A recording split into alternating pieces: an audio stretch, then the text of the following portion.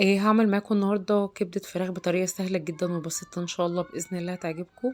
كنت مجهزة عندي طاسة وحاطة فيها شوية من الزيت، ونزلت عليها بالبصل بعد ما سخن الزيت نزلت بالبصل اللي أنا كنت مقطعاه. أنا باحب أقطع البصل حلقات كده بالطريقة دي. هانزل بعد كده بشوية من الملح بعد ما البصل يادوب دبل كده شوية صغيرين، أحط رشة ملح. طبعًا أنا باضبط الملح بتاعي حسب ما أنا بابقى حابة يعني. هاحط بعد كده فلفل أخضر أنا كنت مقطّعاه. عايزة تحطّي فلفل حامي حراق ما فيش مشكلة، دي حاجة ترجع لِك أنتِ.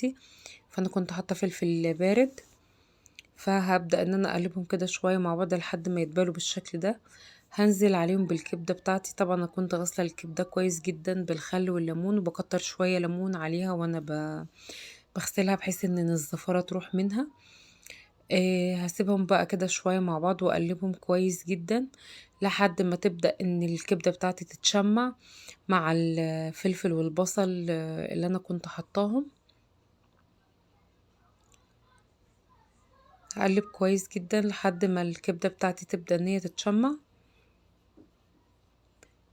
هاكون بقى مجهّزة عندي هنا طماطم مقطّعاها، مجرّد بس ما الكبدة اتشمّعت كده هابدأ إن أنا أنزّل ال الطماطم بتاعتي واسيبهم مع بعض على نار هادية. يعني هاقلّب كده بس يا دوب الطماطم مع الكبدة واسيبهم بقى على نار هادية، لإن كده الكبدة بتاعتي يا دوب هي اتشمّعت ما استوتش لسه.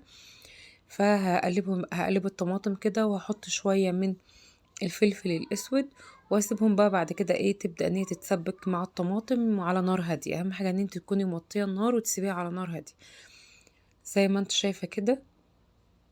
خلاص كده يا دوب بقى الكبدة بتاعتنا بقت جاهزة. أنا ما باحبش أحط فيها بهارات كتير، وده كده شكل الكبدة اللي أنا كنت عاملاها. طعمها كان خطير جدًا، جربوها مش هتندموا بالطريقة دي. وكنت عاملة معاها شوية رز بشعرية، وده كان الفيديو بتاعي النهارده.